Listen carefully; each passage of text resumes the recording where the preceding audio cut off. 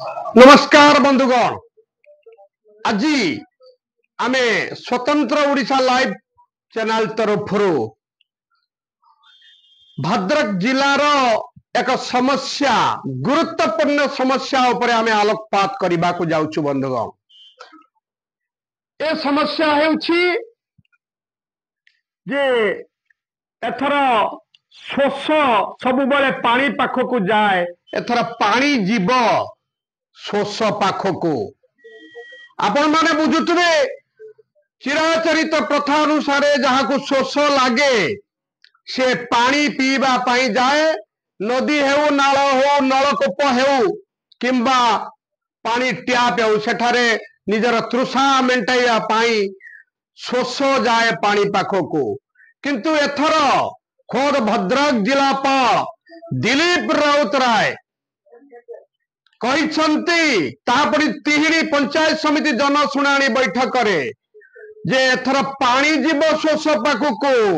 पानी अर्थ बंधुगण, पानी अर्थ निर्वाचित जनप्रतिनिधि नुहंती, समस्त डिपार्टमेंट अधिकारी माने जिलार जेते लाइन डिपार्टमेंट अच्छी तार अधिकारी माने जनसाधारण पाखक जीवे, अर्थात गाँ को जीवे। ये कथा कहीं कहले जिलापाल महोदय, ताहा भी एक संवेदनशील कथा बंधुगण। आपण माने जानिथिबे सारा उड़ीसा रे राज्य सरकार निर्देश देइछंती 30 जिलार जिलापाल माने ब्लॉक हेडक्वार्टर को जीवे, ब्लॉक हेडक्वार्टर रे बसी लोकंकर समस्या को सुधारिबे, जनशुणाणी माध्यम रे सांगरे नेबे एसपी, अतिरिक्त जिलापाल, सब कलेक्टर, मुख्य चिकित्सा अधिकारी जेते विभाग रही सब विभाग अधिकारी मान से सांगरे नेबे।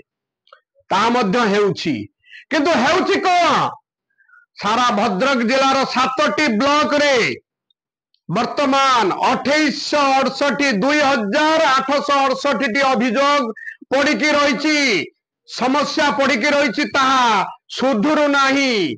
विभागीय अधिकारी माने निदाविष्टु साजिछंती। ये तालिका को देखी जिलापाल महोदय हतचकित, कौन ये समस्या सुधुरिब ना नाही। तेणु से कहले एथर शोष नुह पानी जीव शोष पाखक, अर्थात ब्लॉक बीडीओ माने हुंतु किंबा अतिरिक्त जिलापाल उपजिलापाल हुंतु, से माने सीधा सड़क गाँ को जीवे, लोकंकर समस्या सुधारिबे। आमे जो तालिका आपण को दउछु भद्रक जिलार जो मुख्य चिकित्सा अधिकारी सीडीएमओ तांको दफ्तर रे पड़ी 439 अभियोग। सुदूर नहीं सीडीएमओ महोदय जो 7टी ब्लॉक रहिले 11टी गोष्ठी स्वास्थ्य केंद्र एवं प्राथमिक स्वास्थ्य केंद्र से सबुथिरे समस्या पड़ी रही। लोक बारंबार गुहारी करुछंती 439 समस्या टूटू नाही। सेही भली जिला शिक्षा अधिकारी दफ्तर रे 7टी ब्लॉक रे 7टी बीओ ऑफिस एवं जिला शिक्षा अधिकारी दफ्तर रे पड़ी पाखापाखी 328 अभियोग। से भली जिला समाज मंगल अधिकारी डीएसडब्ल्यू कार्यालय रे पड़ी 326, जिला शिशु विकास कार्यालय रे पड़ी 319, जिला ग्राम्य उन्नयन विभाग रे पड़ी 226, कृषि विभाग रे 178, समवाय विभाग रे 86, जिला प्राणी चिकित्सालय रे 88, पंचायत राज विभाग रे 189, सालंदी जलसेचन विभाग रे 89, ड्रेनेज विभाग रे 66, हॉर्टिकल्चर रे 52, मिशन शक्ति रे 111, जंगल विभाग रे 56, श्रम विभाग रे 91, जो आवास सेक्शन प्रधानमंत्री आवास घर जो से आवास घर रे रही 228, ये सब को मिसाई 2868 अभियोग जिले में पड़ी रही मास मास है।